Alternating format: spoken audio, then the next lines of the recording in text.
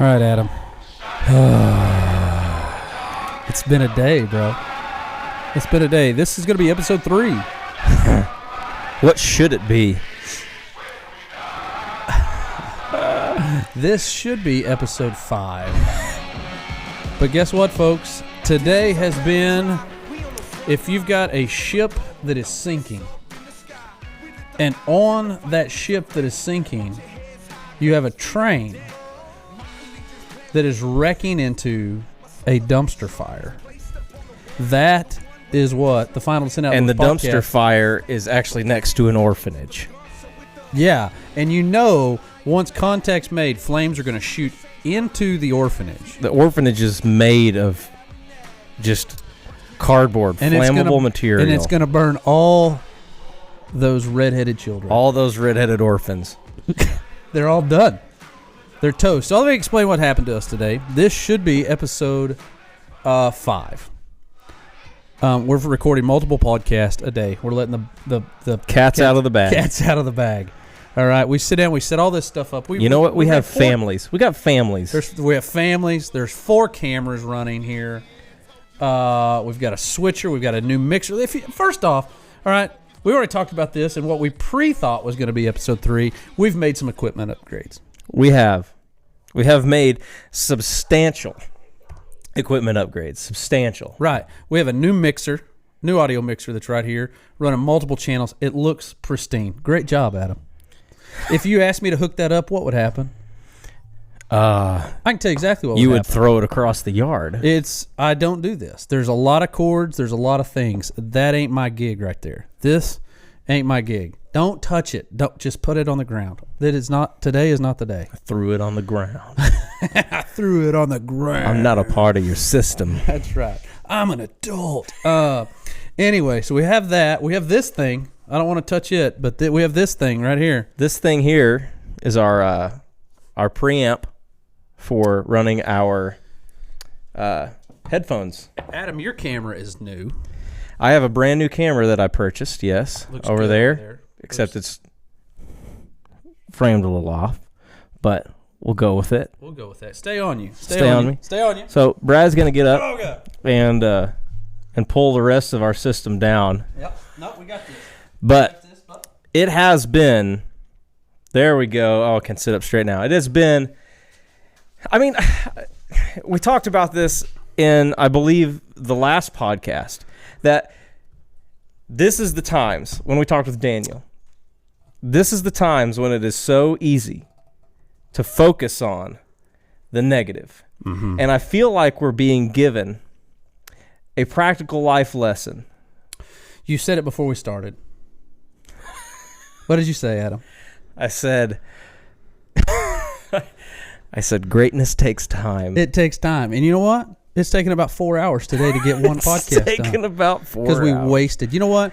This podcast was going to be episode 3. We had Kendall Jones. Did you know that we Zoomed Kendall Jones in? Had an unbelievable 45-minute interview. That was a great conversation. Oh, it was unbelievable. You know what? Unusable. I can't wait to tell her, though, because what's fun is she's not going to be able to get off the hook.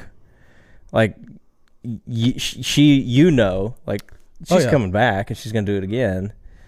We'll see. Oh, she'll do it. She thinks she'll answer?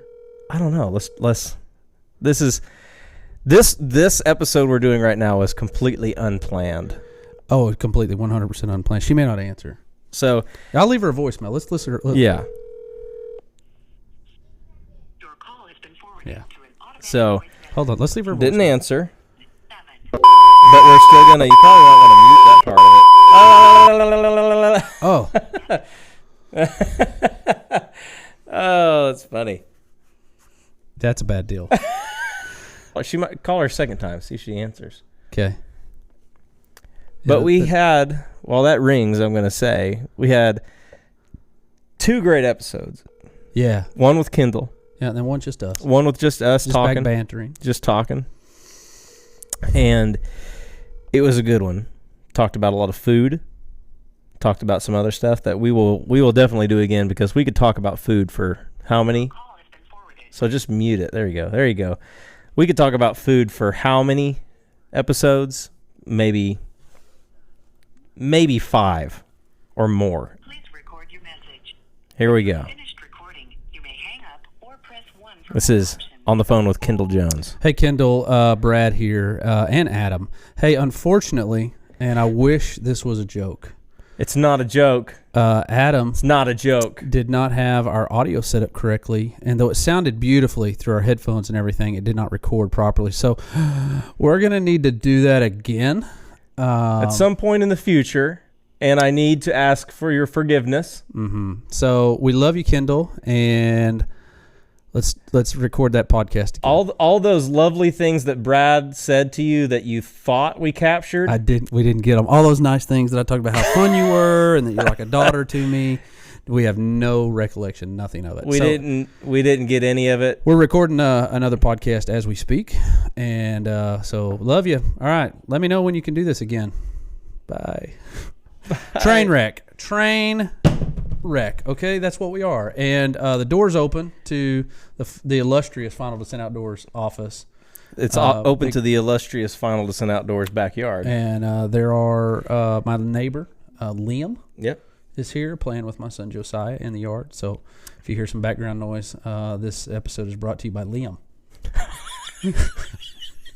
My 9-year-old or 6-year-old, 7-year-old neighbor. I will tell you one thing. He pays well. Our greatest sponsor today is going to get some major hits with that door open. Yeah, he will. You'll hear him in the background a little bit. Yeah. No, today's been an absolute train wreck. We recorded 2 episodes, one with Kendall, zoomed her in, had a great 45-minute conversation with Kendall, all for naught. And then we did another one, just me and you, and which was a lot of fun. We talked about food. Yeah. We talked about you pooping your pants. This is all excellent teaser material for But we'll redo them. We'll have to redo them. And then also we talked about you are the luckiest hunter in the world, and you should never bet against a what? Never bet against a leprechaun. Never bet against a You'll leprechaun. lose. A red-headed leprechaun. Every You'll lose. time. Every time. Every time. So anyway, here we are. We're doing this for you, the people. That's we right. we want you to have a Final Descent Outdoors podcast episode every week. Drop it on Sunday nights. Sunday nights. So we do want you to have that. Today's a Tuesday. Today is Tuesday, and that's why we want to have it. We had tacos today. We did. We had street tacos. Nights. We had Little Nights tacos because it is Taco Tuesday. It was beautiful. I'm Brad Clay. I'm the host of Final Descent Outdoors. We're the longest running TV show on the Pursuit Channel. And you can follow us on all kinds of social media outlets. You can find us on YouTube. Hopefully you're watching us here. Yeah. Or listening to us through some other streaming process where you find your podcast. You can find us on Instagram, find us on Facebook, Twitter, TikTok, all that good stuff. And I'm joined by a garbage producer. I'm Adam Carter, the producer of Final Descent Outdoors, if that's what you want to call it. And you can follow me on any kind of social stuff at Hurley Films, Hearly. Or at trash.com. At garbagey.garbage.com. Garbagey. We debated doing this because, first off, you had to get permission from your wife. Yeah, I had to talk to Casey because ultimately, at the end of the day, like, she's at home with 3 kids and has been for a majority of this day. No, that's not true. One went to school. So 2 of the children. So there is that. And it is going long, but she graciously said, you know what? But then on the other side, I said, do we want to do this? Because, Adam, you were in a bad spot. I was in a dark. You've been in a dark place. I was in a dark. Brad just kind of like went and sat in the corner. I went and sat on the weight bench. And I even asked you, I said, dude, you want to lift some weights? Do you want to pump some iron? You need to blow this off? And you were like, oh, I'm already sweating. You're just in a bad spot. Well, I was in a really dark place. Like I said, despite, like, we did have a really good conversation with Kendall. It was fun just getting to talk. And then it was fun just getting to talk for an hour or two. We got to go eat lunch. There were a lot of great things to happen today. Did we get them recorded? We randomly ran into Matt Hull. We randomly ran into Matt Hull Who used to work for us. Right after. He texted me. He was sitting in a booth at Little Nights, little street taco place. Yeah.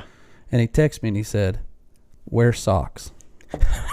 Is that what he said? He said, wear socks. I didn't actually. And I'm like, what? Like, he's right. I don't have any socks on. Is Matt a psychic? Yeah. And I turn around and there he is, sitting there. Does Matt own Little Knights? He's got a security camera. He's watching me. Anyway, we had a good day until we realized at the end we're fixing to record.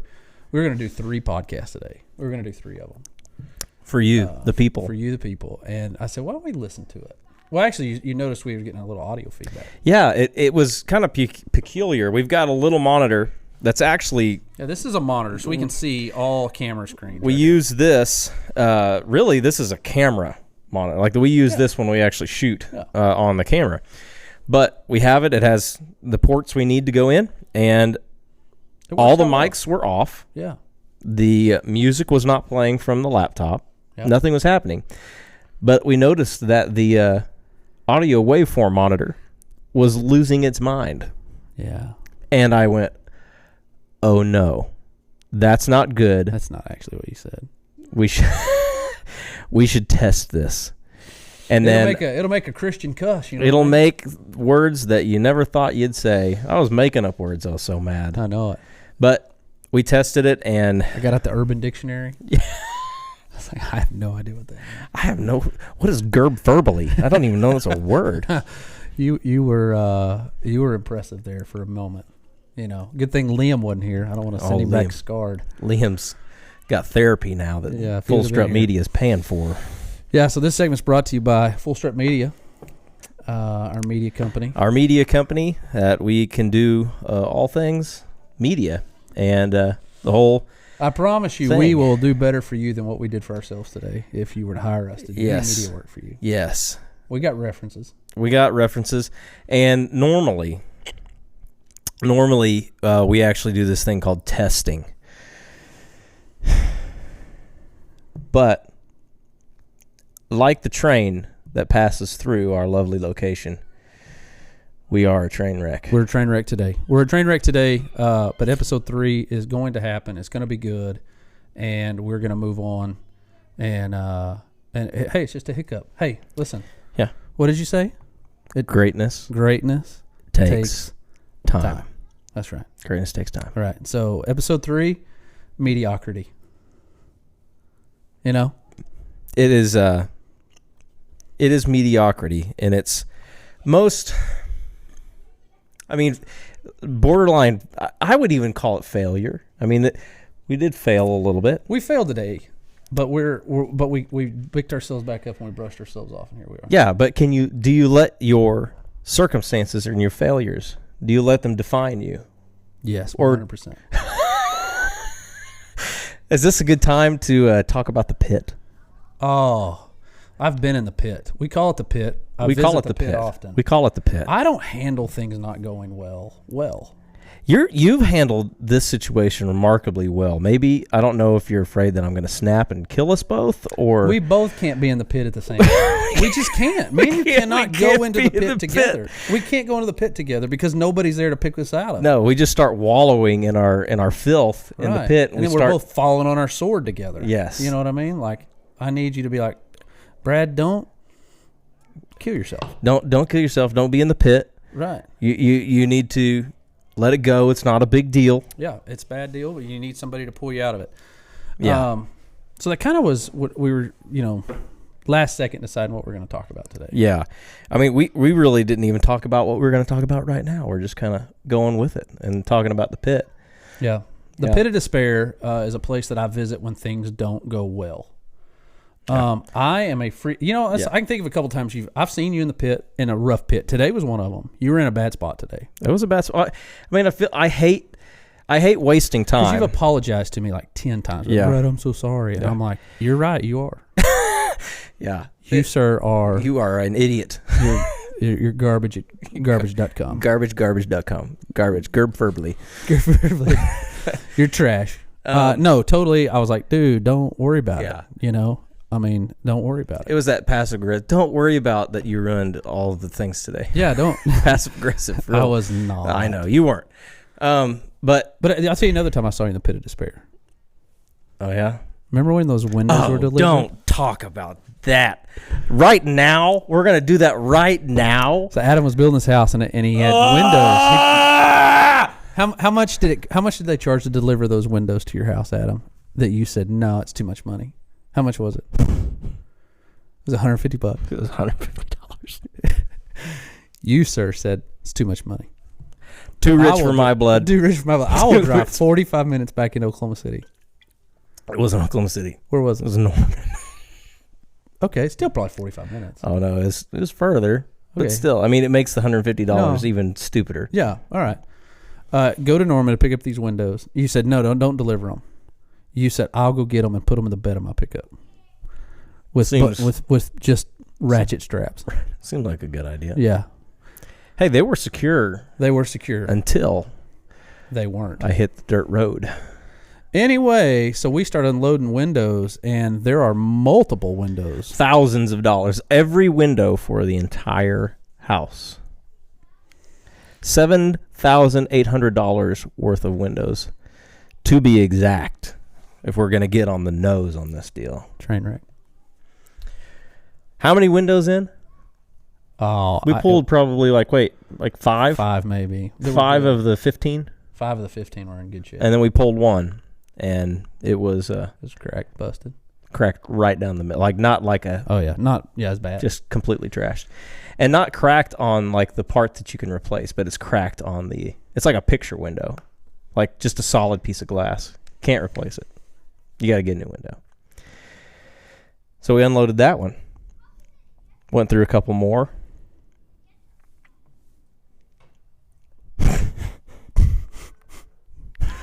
I just remember We had another one broken. I just remember how far you threw. I'm in the pickup. I'm in the bed of the pickup, and I've got all these stacks of windows, so I can't see Adam, but he climbs out, and he's just like... Well, the first... So you would have made a sailor blush. We saw the second one. Yeah. We saw the second one. I was like, I got to know. Yeah, I gotta know. How many more? How many more are there, Brad? And so Brad, he goes to counting. 3 more windows. Yeah. Cracked, busted open. And there was a 6-foot long 2x4 sitting on the ground in front of me. I am impressed with the distance that you got. You picked that joker up, and I can't see Adam. I just see the 2x4 going through his yard, and I'm like, dang. It's still going up. It was impressive. There's those moments that you get into that blackout rage. What sticks out to you on me? Those moments where you just like full blown freak out mode. Like we just discussed a minute ago. What's the bane of your existence? What's the bane of my existence? It starts with a T and ends with technology. I'll get... It's usually mid-morning. Okay. Usually mid-morning. And I'll get a phone call. It always has to do with something like a cord or a computer or a cable. And Brad has to call me because not only can most of the time fix it, but there's also the ability to just make sure, like you did for me, to not let you go down into the pit. Or to try to pull you out of the pit. Yeah, pull you out of it. Try to pull you out of it. Yeah, you're in it. If I'm You're calling in the you, pit. I'm in the pit. That is I don't call you in that moment unless I'm in the pit. No, you are there. You're deep into the pit. Mm-hmm. You're deep into the pit. Yeah, and so that's the Dropbox. We lost 7 terabytes of footage, and Dropbox told us... We're going to go there today. This Dropbox said, well, you guys deleted it. They actually told me I deleted it. Right. On the phone, like to my face. Yeah. Said, well, it says, sir, that Adam Carter deleted it. And I wanted to say, like, you have the audacity right now to tell me that I deleted all this stuff. Give me one reason why I would. There's no way you would do that. It was crazy. Yep. Horrible idea. So train wrecks. This has been a train wreck of a day, and we've talked about it enough. Yeah. But we're going to continue talking about train wrecks. Okay. All right. We're going to continue to talk about train wrecks because I have been blessed to do Final Descent Outdoors for about nationally. Obviously, we film 11 seasons nationally. It's a lot. It is, but that's not how long we've been filming because we aired locally for a while. Yeah.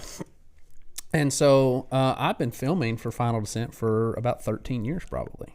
Been doing this, and so I've had the opportunity to hunt with some incredible outfitters. Some incredible, great partners that you've We've been had some great multiple companies. years. Oh, yeah, great companies we've been partnered with multiple years. I mean, Buck Blitz. You got this hat on for Buck Blitz, all right? Buck Blitz, one of our longest partners. Yep. Right? Almost since day one. Yeah. Right? Real Avid's been with us almost since day one. Yeah. Right? And we've got great companies like Habit, rocking this Habit gear right here, all right? Great company we work with. Love those guys. Yeah. I could keep going. Thorn brought it. I mean, we got a lot of great partners that we work with, and we've had some of those for a long time. And I've had opportunity to help with some great outfitters. Mm-hmm. Right? I mean, my office in there that you charged me to help me build is We just got out of the pit. We just got out of the pit, and you want me to go back down into it. It's filled with lots of mounts, and a lot of those came from outfitters. You know what? They're real secure on those studs that I put in there. I hope they are. There's a TV mounted on the wall. We've got a giant Audad. Anyway, I had opportunity to help with some great outfitters. And I'll talk about some great outfitters. Maybe we can have some of these guys on the show sometime. That would be fun. Wouldn't that be fun? I'd love to have Miller Valentine on the show. Oh, Miller would be great. Miller with Miller Brothers Outfitters in Gale, Texas. In between Gale and Fluvanna, 60,000 acres. Mm-hmm. I've hunted antelope. I've hunted whitetail. I've shot pigs there. We've taken a helicopter up, shot pigs there. A lot of fun. All right, great outfitter, great food, great lodging, and they work their tail off for you. Oh, and yeah. I've killed some great deer there. Oh, yeah. Great deer. I've got 2 mounted in my office, got another one at the taxidermist, Rob Bailey, Bailey's Outdoor Shop, Ada, Oklahoma. Shout out our official taxidermist, him and his wife, Dee. That's where my elk and my deer are, too. Yeah, exactly. That's for another conversation. Talk about that deal of you lucky little Irishman. Yep. Your hunting experiences. Yep. Anyway, Stewart Ranch. One of my favorite places to hunt. Stewart Ranch Outfitters, Clay Forest here in Oklahoma, Waurika, Oklahoma, 34,000 conjoined acres. Mm-hmm.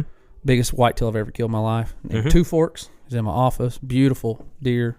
Put a link up to that episode maybe. You can watch me shoot Two Forks. Put a card. Good, great outfitter. I've hunted with my buddy Trey Ayers in Wyoming, AA Outfitters. Got some episodes coming up there. Yeah. I've hunted mule deer, antelope there. Man, I've just been blessed to hunt with some really good outfitters over the years. Yeah. But you know what? I bet there's another side to that token. Dude, there's some outfitters out there that are... They make for good stories. They make for good stories, but they are trash, bro. And it's a little bit scary because it's a lot of money. Oh, yeah. There's a lot of money you're going to spend to go hunt with an outfitter. And so it is scary because, you know, I mean, you're talking about thousands of dollars. And if you go with somebody who doesn't work hard, it's just a fly-by-night deal. And there's a ton of them out there, so it's scary. And I'm going to share 2 stories with you about really, really bad outfitter experiences. Okay. All right. Have I heard these stories? I mean, probably. We've been friends a long time. You know, I don't have that many good stories, so they rotate. That's sad. It's a little bit sad. It's a little sad. I do have a lot of stories, though. There's some stories I can't tell. It's okay. I make up in the story count. I can't talk about the Schlitterbahn here. The Schlitterbahn? Yeah. Can't ever talk about it. Can't do it. If you ever see me in private and there's no children around, I can tell you a disturbing story about a trip that I made to the Schlitterbahn. Yeah, the Schlitterbahn. The Schlitterbahn. All right. And I can also tell you a disturbing story that took place in Indianapolis in the parking lot of the Baymont Inn. The Baymont Inn, was that ATA? ATA show. ATA show. It was very disturbing. Very disturbing. Yep. Those are for in person. I'm not going to put that out there. Yeah. Anyway, I've always wanted to do a spring snow goose hunt. I've always wanted to go and do a spring conservation snow goose hunt up in the Dakotas, Missouri, someplace where there's a ton of these snow geese. They're the carp of the sky. All right. Okay. They're conservation hunts. It's you can no plugs in your gun. You can use electronic calls. Really? There's no limit to how many you can shoot. You just let it fly. It's just smash them, bro. Slashing necks, cashing checks. Oh my god. Putting snow goose on the ground. Okay, but they're hard to hunt because there's so many of them. Yeah. So at the time we were partnered with a decoy company here in Oklahoma, G&H Decoys. G&H Decoys. Reached out to them about, hey, is there anybody that's using your decoys that's an outfitter? And they gave me a name. I'm not going to say his name. I don't want to get into a thing. Okay. But me and like 5 other people. Let's see. It was me, a guy named Scott, a guy named David, also known as Meathead. All right. Me, David. Wait, Meathead. hold on. His name's Meathead. Hold on. David you can't just just I don't just know where hop, skip, and a jump I don't know over where the name came from. I was about to say, there's if there is a reference to where he acquired such name. I have no idea where David got the name Meathead. He was our starting nose guard for us in football my senior year, and he wore the number 8, and he looked like an 8 ball because he was, David at the time, he slimmed up a bunch now, but David was as wide as he is tall. He was a large little, man, short, stocky dude, and he could run. He could move for a big guy, impressively. Anyway, but Scott, Meathead, Deb, and Mark Hudson, and me, so 5 of us. And we go up and we go to Aberdeen, South Dakota, almost North Dakota. Refuge up there, and there's like 800,000 snow geese on the refuge. Mm-hmm. And every day they get up off that refuge in the morning and they fly to the fields and feed in the fields. This guy's like, oh, I've got scouts, been driving. I got all his permission to hunt on this ground. He's not from up there, but he follows the migration. We get there, we meet the guy. No scouting's been done. No permission on any fields. The field that we hunted the first day, I knocked on the farmer's door, and I saw all these snow geese just like tornadoing down in this field. I got the permission to hunt it. Okay, seems a little fishy. No problem. He says seems fishy. For it, so we're gonna meet at 3 a.m. All right, and he says we're gonna put out like 2,000 decoys. It's gonna take a long time. Drive the truck out. We're gonna put it out. We're gonna have layout blinds. We're gonna have the whole bit, electronic call. We're going to do it. It's going to be a great hunt. I'm so excited. He said, meet me at this gas station. So we're standing at the Days Inn in Aberdeen. The segment's brought to you by Days Inn. We threw that against the wall. Maybe it'll stick too. Call me Days Inn. There we go. Anyway, so we end up getting up, being at this gas station at 3 a.m. He was going to meet us there. 3:15. Oh, no. He's not there. Start calling. 3:30. He's not there. 3:45 a.m. He shows up. Oh, I overslept, but we still got plenty of time. We got plenty of time. But he never called you back, or no? He just showed up. He's like, "Oh, sorry, I overslept. Well, here I am." So we go, and this isn't a young kid. This guy's at the time probably in his 40s. This isn't a kid. Yeah. So we go, fly out there, get out in the field, and it is just a debacle. We're trying to get decoys set up. Sun's up. You can hear the birds on the water, and you can hear them lift off the water. And you can hear them get up. Like it's a moment of silence as they all lift at the same time. It's crazy. 800,000 snow geese lift off the water, and they break into groups, and they're going out in the fields. Oh, wow. And we're not ready. We're not ready. Pickup's still in the field. Birds are flying over us. I'm frustrated, but we finally get up. He gets the truck out of the field. We get laid down in our layout blinds, and we got an electronic call. All right, we got an electronic call. And we got all these snow goose sounds rolling, and we get some birds that work in. All right, and I think we ended up shooting like 2 birds out of a group of like 6 or something. Kind of worked for us. We shot 2 birds, and we got another big group working. And I'm like, okay, like this is what you hear about. This is like the snow goose. Like this is the conservation season. Like there's so many in the air. Snow goose coming in. This big group of them coming in, and the electronic call starts playing the Steve Miller Band. What? As loud. We've got this giant speaker laying in the middle of the spread that's supposed to be making snow goose sounds. All of a sudden, what song? I don't remember what song it was, but I remember it being Steve Miller Band. Oh gosh! And I'm just like, of course, the birds weren't a fan of Steve Miller. I would anticipate that. And so they flew away. And he's like, "Oh man, my MP3 player." I got some other stuff kind of mixed in on it. Sorry about that, guys. Gosh. So days of wash, we killed 2 birds. All right, that morning, and we were walking out of the field. We're like, we're gonna go eat lunch. All right, let's just hit the reset button here. Okay, we'll go eat lunch. We're walking out of a cut cornfield, and the guide says, "All right, guys, get behind me. I'll lead you out of the field." Oh no! I was like, I kind of laughed, like it's a joke. Obviously, I can see the pickup. I can see our trucks. Yeah. And he's serious. And I said, dude, I can see it. And he's like, no, single file. Get behind me. There's a turkey gobbling. I know. But turkey sounds like he's about to be in the garage. I know, he's maybe fighting these kids. Okay. Anyway, so if a bird spurs one of my children. This episode brought to you by Liam, who's about to be spurred. Anyway, so we're walking out, and he says single file, and so I'm messing with him, so I like passing, and he'll walk faster and pass me, And the dude's dog, okay, his dog was the worst retrieving dog I've ever seen in my life. He would not stay still. He wouldn't lay down. He's just running through the spread. And Really? so we're just frustrated. And he's like, oh, he's just trying to burn off some energy, And I'm like, well, whatever. Anyway, so we go eat lunch. We come back and we lay in that blind the rest of the day. Nothing. We don't even get no, I take that back. We're laying there. So snows, usually they come in from the top. Like they come in and spiral down on top of your spread. Speckle bellies and especially Canadas, they fly more straight in and then lock in and come in. All right. We're laying there and I see a group of like 8 birds flying 12 foot off the ground coming straight at us. Mm-hmm. Not typically how a group of snows would come in. And I'm looking at I'm not a waterfowl guide. Okay. Yeah. I hunt waterfowl, but I'm not a waterfowl guide. Yeah. I can clearly see those are not snow geese. Mm.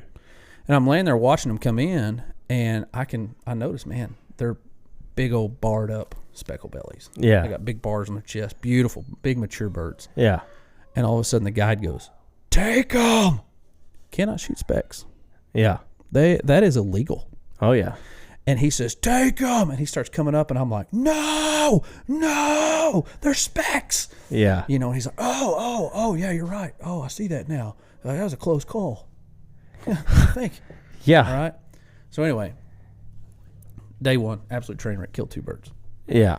Next day rolls around. We move to a new location. We're on a field that's got a big pond on it, and we're on the edge of the water. And beautiful setup. We got set up in time. We're out. The dog's still doing stupid stuff. Dog's swimming in the pond. I'm ready to shoot his dog at sunup, and the birds start coming. Oh, God. And we got a group of about 20 birds that come working in.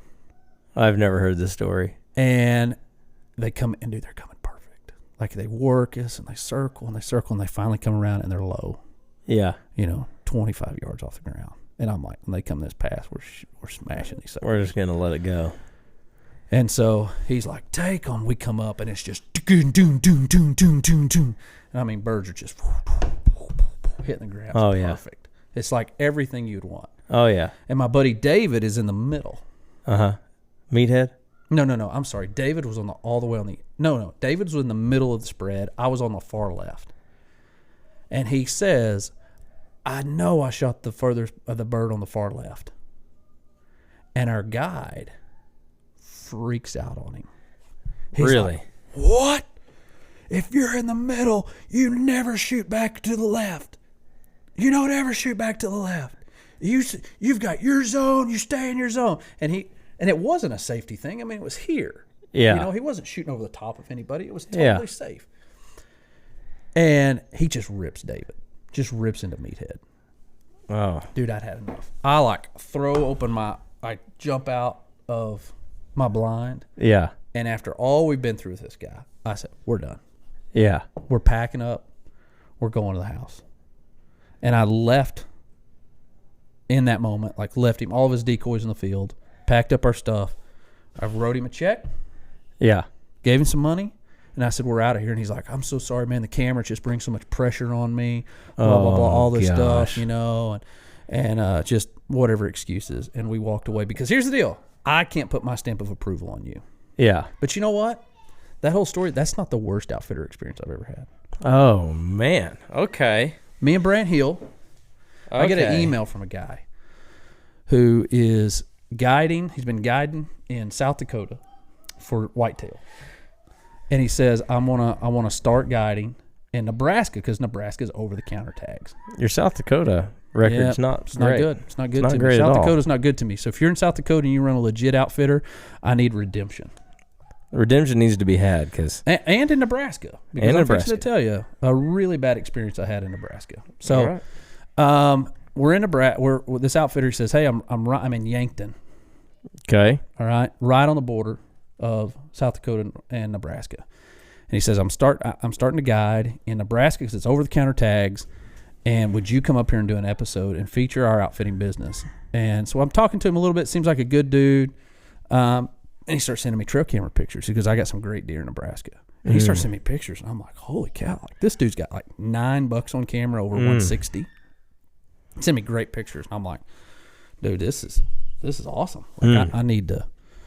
we're going to do this. We're going to do this. Yeah, I've got 3,500 acres. I've got these big alfalfa bottoms. I mean, just beautiful. It's gun season. So me and Stafford Brant Hill, we load up and we go to Nebraska. And we go for their late gun season, and it is so stinking cold. Like the high is 9 degrees. Snow. I'm out. It's brutal. I'm out. It's brutal. We meet him in Yankton at a gas station, and he's driving a Chevy Avalanche wrapped in Realtree snow camo. Okay. All right. I'm like, man, this dude's hardcore. He's not playing around.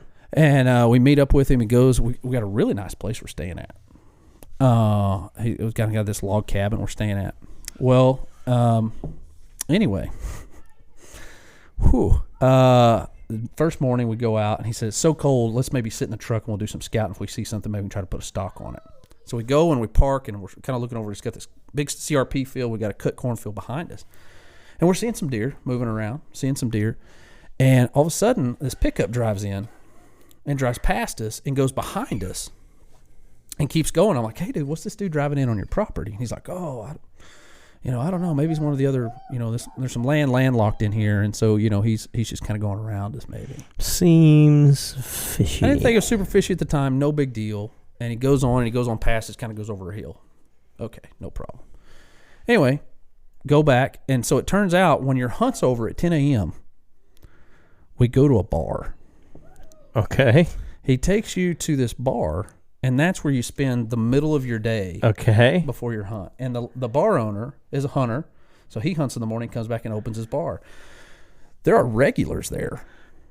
Regs. At 10 a.m. All right. And I met some interesting characters. I bet bar. There were some really interesting. Just on the Nebraska side, outside Yankton, South Dakota. Okay. There's a guy there named Crawdad. Because there's lots of crawdads in. I don't know. Maybe there is. Not really 100% sure. His name's Crawdad. Unfortunately, I did catch news that he passed away. He froze to death walking home from that bar a few years later. He was intoxicated, I believe, and he was walking home from that bar, and unfortunately, he froze to death. Oh my! But every day he knew about the show and that we were on TV, and actually, I remember being in the bar and the show was on one day. Yeah. And he wanted me to come to his house and eat grilled cheese sandwiches and tomato soup with him. He asked me every day to come have lunch at his house. Oh my gosh! And so I never took up Crawdad on that, and I kind of maybe regret it now that he's passed away. Anyway, and then there was another guy there. I've never heard the F word used as a noun, a verb, and an adjective in the same sentence. In one sentence. From a capital little letter to a period. Yeah. And he did it.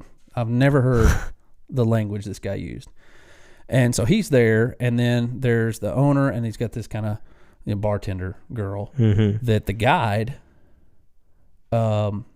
is dating. Okay. She's actually 6 months pregnant with this kid. Okay. All right. So that's kind of the plot thickens. So the plot thickens a little bit. So we go there, we hang out, and then it comes lunchtime, and they've got some chuck wagon sandwiches, stuff like that, heat up, that's what we eat for lunch. And then we go back out and hunt. Well, we go back out, and the hunting is just hasn't been very good. Yeah. I'm like, where are these alfalfa fields? Why are we hunting the same little spot? Where's all this other ground you've been talking about? Anyway, the next morning, we go out, and we're driving, and a really nice 9-pointer, about 150-inch 9-pointer, big Nebraska buck. Yeah. Crosses the road in front of us. Yeah. Stops in the bar ditch. He puts his headlights on, and he goes, you can shoot it if you want to. What? And I'm like, I kind of laughed. Yeah. Oh, yeah. And he's like, no, I'm serious. If you want to shoot that deer, you can shoot that deer. And I'm like, bro, I'm here filming. Yeah. I'm here to film an episode. I'm not illegally doing anything. I have to be above reproach. Yeah. As a TV show host. I will get murdered. Oh, yeah. In the media, dude, if I do something. Oh, yeah. I can't do that. And we go in, and we hunt. Train wreck once again. We don't see anything. No big deer, just a few does on the same little property, and I can't figure out why are we going back. And I kind of ask him, he's like, oh, I'll look at some of the other ground, check some cameras, So we go back to the bar. And by day 2, this other guy that cusses like a sailor all the time comes over, and he's like, hey, me and Brant are sitting here. And he comes over and he goes, I hear you're like a preacher. I was like, well, I'm a licensed and ordained minister. And he says, well, I got some things I got to get off my chest. Oh, man. I'll never forget Brant was sitting next to me. Brant just slides his chair back. Oh, walks off. Leaves me. Brant He Hill just abandons left you. me there. And I said, okay. Yeah, man. I mean, is there something I can be praying for you about? You know, what's going on? You know what his lead-in was? I can't. At this point, I can't even guess anymore about what's going to happen. The guy says, I can't even tell you how many convenience stores I've robbed. He leads in with that. That's huh? the first thing he says. He's just going full on confessional with you. Yeah, he says, I can't even tell you how many convenience stores I've robbed. And he just begins to just spill his guts. I don't know this dude. I don't know nothing about it. This dude just begins to spill his guts about all the bad things he's done. Drugs, you know. He all kinds. murder anybody? I don't think so, but I wouldn't be surprised. He didn't confess. He didn't confess it to you, though? No. Didn't confess that he murdered anybody, because then I'd be obligated probably to report that. That would probably be, yeah. And, I don't know. This dude's, he's an older guy. This guy was probably in his late 60s, early 70s. And he's just laying it out for me, thinking that, well, that's good. I'll get into heaven now, So I take it all in, and so the whole time we go back out and hunt, and I realize at this point, we start, me and Bran are trying to do some checking. We realize he's guiding us on public ground. That pickup that drove by us was other hunters. He's guiding us on public ground. So it comes to find out the dude doesn't have 3,500 acres. You know how much ground he has? That's private ground? None acres? 30 acres next to the barn. 30 acres next to the barn. He sticks us in a shooting house. No, he doesn't. I can see the bar. I can see the bar. Oh, all right? my God. And you know what? We had a pretty good buck come by. Really? And it was the one buck. He says, hey, the bar owner. Yeah. It's the bar owner's 30 acres. Yeah. And he says, I'm going to save that. There's one buck in there. And so says, there's one buck he won't let you show? No, he said there's other bucks that are coming through. I've had trophy, but there's one buck in particular I'm saving for my kid. And I'm like, I understand that. Yeah, okay. Right? Guess what? That buck come right by. Like 45 yards in front of me. And I couldn't kill him. And he was a good deer. Oh. And so I'm at a point where I'm like, you know what, dude, this guy, how do I, put this outfitter on the show? Yeah. And promote this for other people to pay this dude money. And so it's supposed to be a 5-day hunt. After day 3, I said, I'm done. Yeah. And I told him, I said, we're leaving. Yeah. I said, I feel like you lied to me. All this stuff. So we pack up. Yeah. Me and Brant, we're leaving. Well, he has a lady that kind of handles his booking for him. Okay. And she's the one that I dealt with kind of a little bit on some stuff. She calls me. Okay. No, I'm sorry. I called her. Gotcha. And her name's Margot. Okay. I said, Margot, I'm leaving, and I feel like you guys lied to me about what you guys had. Okay. And she's like, what are you talking about? And I said, you guys don't have 3,000 acres. So you have 30. Yeah. And she's like, I gave this guy the money to lease all this ground. Oh, no. And she said, are you telling me that he didn't lease that ground? No. And I said, listen, if there's 3,000 acres leased somewhere, I said, I haven't seen it because he's guiding me on 30. There's 30 acres next to this bar that was private that the bar owner owns that I got to sit in a shooting house. Me and Brant, it was a one-man shooting house, and me and Brant sat in there together, shoulder to shoulder. I mean, there's body heat. That was the only positive. I was going to say, it was 9 degrees outside. Just so body heat. Yeah, at that point, you'll take it. I'll take it. And anyway, just a brutal situation. And she says, so you're telling me my business partner's lying to me? Oh, and I said, no. Margaret, I don't know. I'm not going to get into that. I'm just telling you what I experienced, and I'm going home. And she starts crying. Oh, you stumbled upon something. She starts crying. Oh, gosh. And you know what happens next? Oh, jeez. She says, Are they lovers? She says, Brad. They're lovers. Not only are we business partners. Oh, my gosh. But we're lovers. Oh, my. What pit did you just step into? And she says, I need you to be honest with me. Oh, gosh. Did you see him with any other women while y'all were hunting together? Oh, no. Adam. Oh, no. There is a barmaid that is 6 months pregnant with his this kid. And she's just asked me, would you tell me if you saw him? What would you do? What would you do, Adam? What would you do? Click. I don't know what I would do. As a Christian man. I mean, tell the truth. So I hung up the phone. I didn't answer the question. I didn't answer. No, I didn't hang up on her. I just said, you know what? I'll say this. I said, you know that bar that he hangs out at over there in Yeah. Nebraska? And she says, yeah. I said, you might show up over there about 10:30 one day. Oh, my gosh. And that was the end of it. Oh, my gosh. Train wreck, bro. Train wreck. Oh, my gosh. Have you never heard that story? I don't think I have. I know I haven't heard the goose story. I know for sure I haven't heard the goose story. And I think I've heard the second one, maybe. But it's been so long that I'd forgotten all the details of it, you know. Bad outfitters. Bad outfitters. They're out there. There's bad outfitters. So There's bad outfitters. This is the moral of the whole story. Today's been a train wreck for us. Yes. Do your research. Do your research. Like how to work your equipment.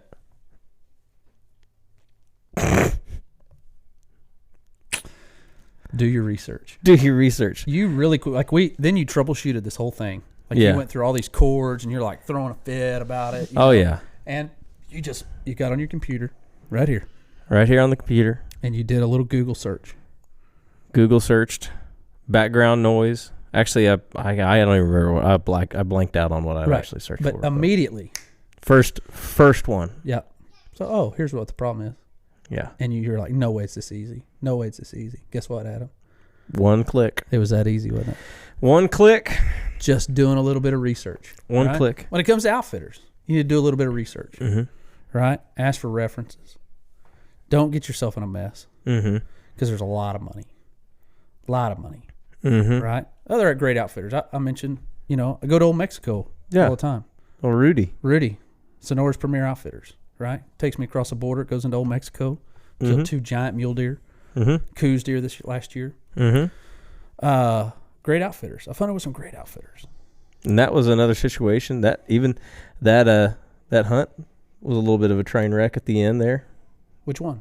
The Sonora, when you guys went after it and we were looking for the deer. Oh, that's another podcast. That's a whole nother thing. That's a whole nother podcast. Adam left me. My cameraman left me, and I couldn't find him. We split up. It was a bad decision. It was poor. It was a poor decision. Anyway, that's a whole nother story. Adam, how do we wrap this up? Where's the spiritual application to all this today? I think it is something that we need to hear again. Just like what we talked about with Daniel in the last episode, how there in these times when things like this, when you're in a valley, what helps bring me out of the valley, Out of the pit. out of being full Gollum, full Smeagol, is remembering that I'm not alone in the valley. That's right. Not alone in the valley from a sense that Jesus is always with me. And he knows what the valleys are, and he walks the valleys with you. Not only that, but like we talked about before, like there's no lone wolf Christian. We get to be that for each other. And there's other men in our lives and women that also are that for us when we're in our pits. Yeah. That help draw us out of those, to encourage us out of those, to be praying for while we're in them. I'm so thankful. I just lost my mom. Yeah. My mom just passed away unexpectedly. Passed away in the passenger seat of our vehicle going down the road. And I'm so thankful that I had just this outpouring of people. Oh, they were like, you're not going to live in this pit, man. Yeah. You're not going to live in this pit. No. Pull me up out of that. Yeah. Encouraged me. Loved on me. I'm so thankful for all those people. And so it was incredible. I think that's a great point. God does not leave us nor forsake us. No. In our best moments or our worst moments. And, Satan, though, wants us to live in that. Oh, he wants you to fall down in the doo-doo and wallow around in it like a pig. That's right. He wants you to stay in it. One of my favorite songs is Embracing Accusations by Shane and Shane. You ever heard that song? Oh, yeah. I was listening to some Shane and Shane last night. Were you? Yeah. You might need to do some more today. Probably. On the way home, just chain it all the way home. Yeah. Anyway, so that song says the devil is singing over me an age-old song that I am cursed and I've gone astray. Oh yeah. And you know what? He's right. Yeah. The devil's right. Oh, I am cursed and I've gone astray. Like I am this sinful man. A wretch. I'm a wretch, as the song would say. Yeah. The devil's singing over me an age-old song that I'm cursed and gone astray, singing the first verse so conveniently. But guess what, Adam? He's forgotten the refrain. Mm-hmm. Jesus saves. Yeah. It's beautiful. It's beautiful. He does. And so God doesn't want us to stay in our pit. Today's been a train wreck for us. Episode 3 has been a train wreck. But you know what? Episode 3 may be called Train Wreck. Train wreck. The pit. Yeah. I don't know. We'll decide on that. Those are all great titles. It is. For it. And but you know what? We made it through it, buddy. Yep. We did. And like we talked about, I think this going ahead and recording this episode was a little therapeutic. Man, like I literally went over here to the weight bench and I sat down and there was moments where I was trying to hold it in, like laughing because it was so bad for you. It was awful. Yeah, I know, man. It was awful. Love you, dude. I love you too, buddy. It's good to walk through these things, and it's good to know. I like that we both have a very good grasp on our humanity, and we're not afraid to tell each other, "Man, I am having a suck day." Yeah, I am, and just like multiple times where you've called me multiple times and said, "Man, I'm in the pit," and that's just how the conversation. Pit more than you are. It's just how the conversation starts. I'm in the pit more than you are. Some people would say that I'm emotional. Some people might, maybe a little bit. Yeah, I believe Kendall called you dramatic a few times too. Some people could say that. Some people have referred to me as being dramatic. I can be that way too. Yeah. But no, it's good though. Yeah. But having that person that you can go to, and if there's something to walk away from today with maybe from this podcast, it's saying, you know, like we all have Jesus. We all have him to depend on, and he's always capable of being enough. But having that person in your life that when you are struggling, that when you are in the pit, the valley, the whatever slang term you'd like to use for your downer, you're able to contact them and say, "Hey, I'm hurting. Yeah, I'm hurting." That song I've been listening to. It's like Hurley's favorite song. We're talking about songs, and it's called "Truth Be Told." And the chorus says, "But I say I'm fine. Hey, I'm fine. Oh, I'm fine.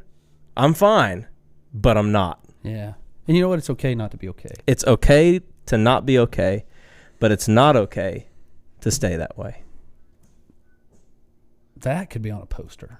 That is what we used to say all the time in our youth ministry days. Wow. It's okay to not be okay, but it's not okay to stay that way. That's beautiful. It's not okay. Well done. Adam, I appreciate you.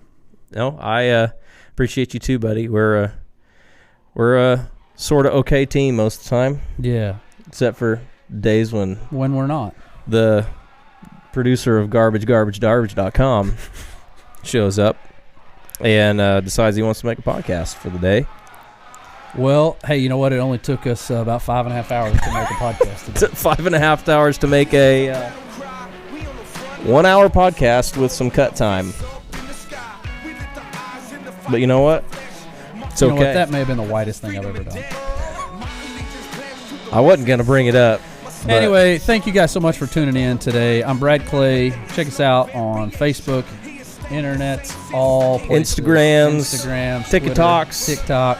FD Outdoors. Yep, FD Outdoors. Search Final Descent Outdoors. You'll find us. You can attempt to contact me at Hurley Films, but give it a week. Yeah, he doesn't turn them notifications on. Nope. All right. It was a good one. Love you, buddy. We got work to do. We got a couple more to make up because we lost them today. Yeah. It's all good. It's okay. Yep. Practice run.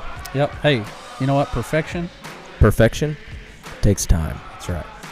All right, guys. Thanks for watching today. Got to talk some more because I forgot that I have to do this. Okay, yeah. Hold on. There you There. go. So if you're an outfitter in Nebraska or South Dakota, let's do some redemption. Redemption time. Redemption. I love Redemption. it.